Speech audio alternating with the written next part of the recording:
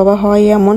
পরে এগুলো সব ঠিকঠাক করে এই যে চলে আসলাম আমরা আমাদের গাছ নিয়ে। এই যে বললাম না, রান্না বান্না একদম উল্টোপাল্টা হয়েছে আমাদের। আর এই ছেলের সাথে সময় দিতে আমার বেশি ভালো লাগে, ওকে নিয়ে থাকতেই আমার বেশি ভালো লাগে। আসলে সারা জীবন তো একা একাই কাটালাম, তাই না? এখন তো আমার সাথে আমার পুচু আছে, তো ওকে সময় দিতে দিতে আমার আর কোনো দিকে মন যায় না।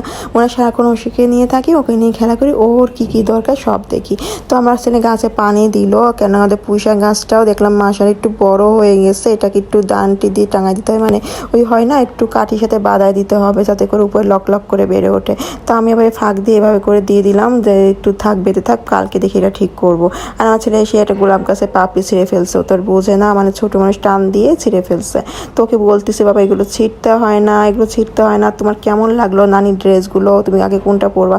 বসে বসে বক বক বক করতেছে। এই যে সেও মানে বসে বসে ওইসবই কথা বলতেছে। আজকে ইফতারে বানানোর আমার কোনো প্ল্যান নেই, কারণ